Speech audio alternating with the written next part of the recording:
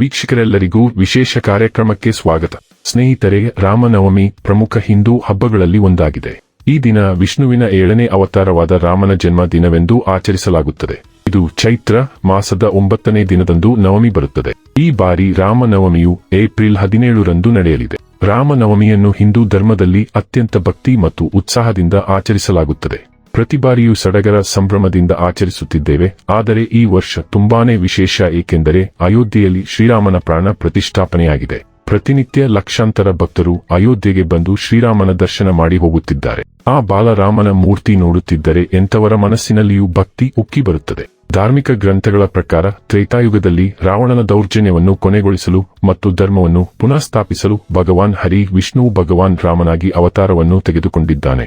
ಆ ಗ್ರಂಥಗಳ ಪ್ರಕಾರ ರಾಮನು ಪುನರ್ವಸು ನಕ್ಷತ್ರ ಮತ್ತು ಕರ್ಕಾಟಕದಲ್ಲಿ ಚೈತ್ರ ಶುಕ್ಲ ಪಕ್ಷದ 9ನೇ ದಿನದಂದು ಜನಿಸಿದನು.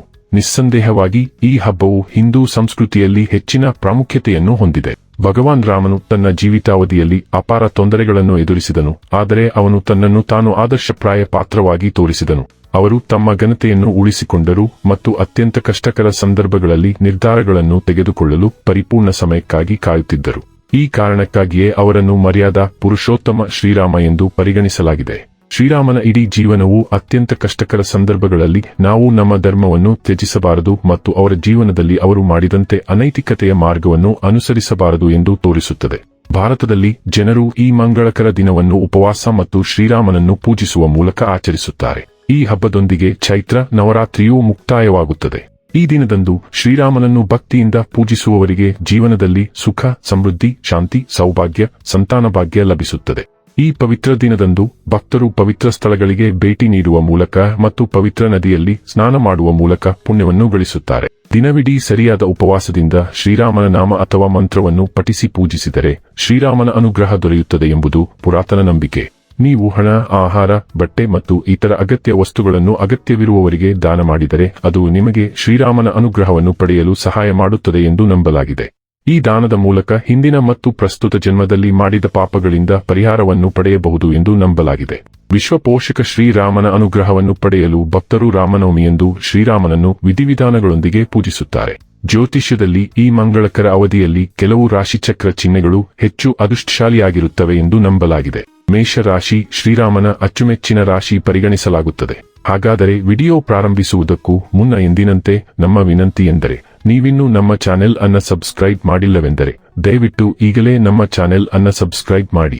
ಹಾಗೆ ನಿರಂತರ ವಿಡಿಯೋ ಅಪ್ಡೇಟ್ಸ್ಗಳಿಗಾಗಿ ತಪ್ಪದೇ ಪಕ್ಕದ ಬೆಲ್ ಐಕಾನ್ ಬಟನ್ ಕೂಡ ಕ್ಲಿಕ್ ಮಾಡಿ. ಸ್ನೇಹಿತರೆ, ಮೇಷ ದ್ವಾದಶಿ ರಾಶಿಗಳ ಮೊದಲ ಚಿಹ್ನೆಯಾಗಿದೆ. ಮೇಷ ನಾಯಕತ್ವ, ಧೈರ್ಯ ಮತ್ತು ನಿರ್ಣಯದೊಂದಿಗೆ ಸಂಬಂಧಿಸಿದೆ. ರಾಮನವಮಿಯ ಸಮಯದಲ್ಲಿ ಮೇಷರಾಶಿಯ ಜನರು ಶಕ್ತಿ ಮತ್ತು ಆತ್ಮವಿಶ್ವಾಸದ ಉಲ್ಬಣವನ್ನು ಅನುಭವಿಸಬಹುದು.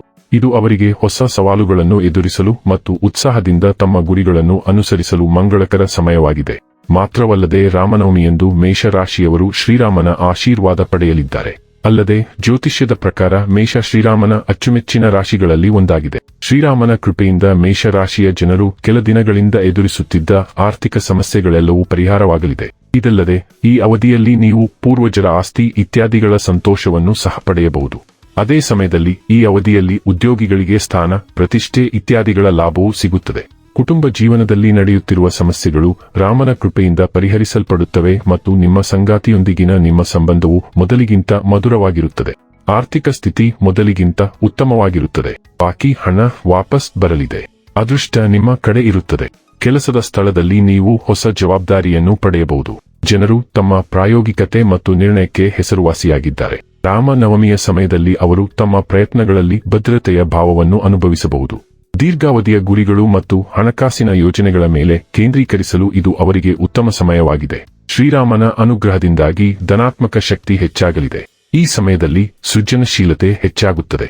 ಕಲಾತ್ಮಕ ಪ್ರಯತ್ನಗಳು ಮತ್ತು ವೈಯಕ್ತಿಕ ಬೆಳವಣಿಗೆಗೆ ಅನುಕೂಲಕರ ಅವಧಿಯಾಗಿದೆ. ತಮ್ಮ ಆಲೋಚನೆಗಳು ಮತ್ತು ಕಾರ್ಯಗಳಲ್ಲಿ ಸ್ಪಷ್ಟತೆ ಮತ್ತು ಗಮನವನ್ನು ಅನುಭವಿಸಬಹುದು. ಸವಾಲಿನ ಕಾರ್ಯಗಳನ್ನು ನಿಭಾಯಿಸಲು ಮತ್ತು ತಮ್ಮ ಜೀವನವನ್ನು ಹೆಚ್ಚು ಪರಿಣಾಮಕಾರಿಯಾಗಿ ಸಂಘಟಿಸಲು ಇದು ಅವರಿಗೆ ಅನುಕೂಲಕರ ಸಮಯವಾಗಿದೆ. ರಾಮನವಮಿಯ ಸಮಯದಲ್ಲಿ ಅವರು ತಮ್ಮ ಆಧ್ಯಾತ್ಮಿಕ ನಂಬಿಕೆಗಳನ್ನು ಆಳವಾಗಿ ಅಧ್ಯಯನ ಮಾಡಲು ಮತ್ತು ಉನ್ನತ ಸತ್ಯಗಳನ್ನು ಕಂಡುಹಿಡಿಯುವ ಆಲೋಚನೆ ಮಾಡುತ್ತಾರೆ. ಆಧ್ಯಾತ್ಮಿಕ ಅಭ್ಯಾಸಗಳಲ್ಲಿ ತೊಡಗಿಸಿಕೊಳ್ಳಲು ಗುರುಗಳಿಂದ ಮಾರ್ಗದರ್ಶನ ಪಡೆಯಲು ಇದು ಉತ್ತಮ ಸಮಯ. ವೀಕ್ಷಕರೇ, ಮಾಹಿತಿ ಇಷ್ಟವಾದರೆ ವಿಡಿಯೋವನ್ನು ಲೈಕ್ ಮತ್ತು ಶೇರ್ ಮಾಡಿ. ಜೈ ಶ್ರೀರಾಮ್. ಕಾಮೆಂಟ್ ಬಾಕ್ಸ್ನಲ್ಲಿ ಬರೆಯಿರಿ. ಹಾಗೆ ಚಾನೆಲ್ ಸಬ್ಸ್ಕ್ರೈಬ್ ಮಾಡುವುದರ ಜೊತೆಗೆ ನಿರಂತರ ವಿಡಿಯೋ ಅಪ್ಡೇಟ್ಸ್ಗಳಿಗಾಗಿ ಪಕ್ಕದ ಬೆಲ್ ಐಕಾನ್ ಕ್ಲಿಕ್ ಮಾಡಿ.